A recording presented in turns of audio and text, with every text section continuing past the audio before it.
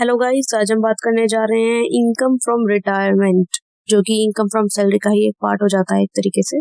So before starting the topic, please channel को subscribe कर दो, वीडियो को लाइक कर दो एंड कमेंट डाउन भी जरूर करना। तो लेट्स स्टार्ट। देखो, सबसे पहले हमें ये जानना होगा कि जो रिटायरमेंट का अमाउंट होता है ना, ये क्या होता है? Amount of retirement. So when an employee retires from services or get retrenchment to get some special benefits in terms of payment from employer, अगर एक एम्प्लॉय को अपनी सर्विस खत्म होने के बाद या फिर रिट्रेंचमेंट की वजह से, काम से हटा देने की वजह से कोई पैसा मिलता है एम्प्लॉयर से, तो वो हमारा रिटायरमेंट का अमाउंट कहलाता है। ठीक है।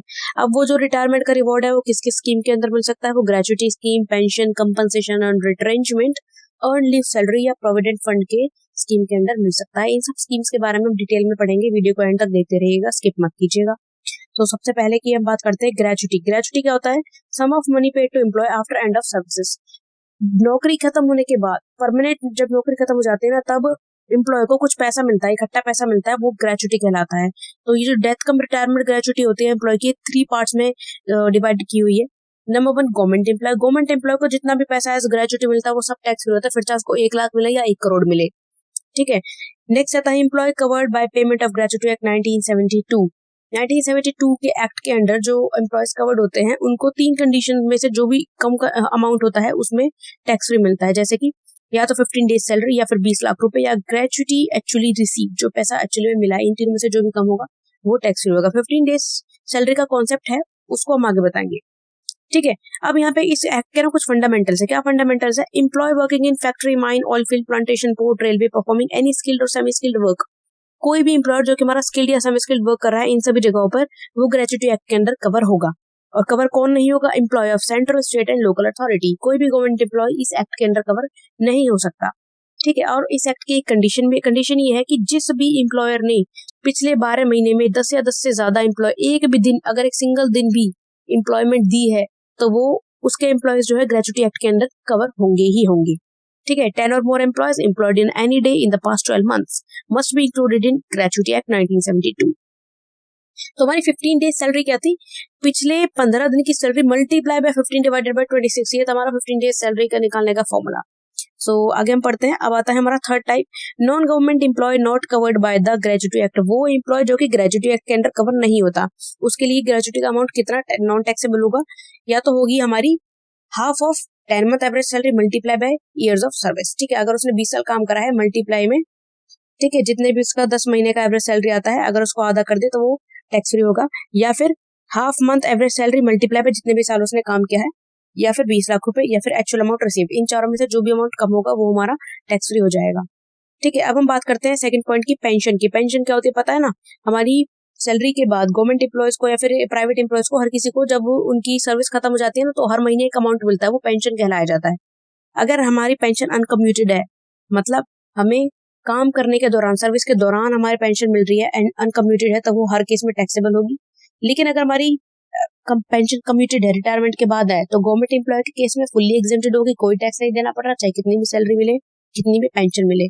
अगर नॉन गवर्नमेंट एम्प्लॉय है, अगर उसको ग्रेचुटी भी मिल रही है, तो पेंशन का 1/3 पार्ट जो है नॉन टैक्सेबल होगा, और अगर उसे कोई ग्रेचुटी मिल रही है, नो ग्रेचुटी, तो half of pension non taxable होगा। नेक्स्ट पॉइंट हमारा आता है अर्न लीव सैलरी। तो देखो, अर्न लीव सैलरी होता क्या है, सबसे पहले ये जानना जरूरी है। जब हम किसी भी कंपनी में या ऐसा गवर्नमेंट एम्प्लॉय कहीं भी काम करते हैं, तो हमें छुट्टी भी मिलती है। अगर हम उस छुट्टी को एक्सेप्ट ना करके उस दिन भी काम करें, तो वो हमें एक्स्ट्रा सैलरी मिलती है उस दिन के काम करने की। ठीक है। तो वो हमारी अर्न लीव सैलरी कहलाती है। अगर वो अर्न लीव सैलरी हमें सर्विस के दौरान मिले तो टैक्सेबल होगी हर तरह के एम्प्लॉय के लिए। लेकिन अगर हमें आफ्टर रिटायरमेंट इकट्ठा करके उसका पैसा मिले, तो गवर्नमेंट एम्प्लॉय के केसेस में फुल्ली एग्जेम्प्टेड है। लेकिन नॉन गवर्नमेंट एम्प्लॉय के केस में लीस्ट ऑफ, मतलब 4 केसेस में बताते हैं, उसमें जो भी कम होगा वो हमारा नॉन टैक्सेबल होगा। First case, average month salary multiply by जितनी भी लीव हमने लिया है, मल्टीप्लाई बाय ईयर्स, जितने भी साल हमने काम किया, माइनस में actual leave divided by 30। For example, अगर हमारी मंथली सैलरी थी 30,000, मल्टीप्लाई में हमारी छुट्टी मिलती थी हमें 4, मल्टीप्लाई में कितने साल काम किया हमने, सपोज 10 साल काम किया, माइनस कर देंगे एक्चुअल लीव हमने कितनी ली थी, लाइक कितनी मिली थी हमें, ठीक है, लाइक 6 लीव मिली थी, तो डिवाइडेड बाय 30, तो जो भी अमाउंट आएगा। नेक्स्ट 10 मंथ की एवरेज सैलरी, या फिर 3 लाख रुपए, या फिर एक्चुअल अमाउंट रिसीव्ड। इन चारों में से जो भी कम होगा वो हमारा नॉन टैक्सेबल हो जाएगा। नेक्स्ट पॉइंट हमारा आता है रिट्रेंचमेंट कंपनसेशन।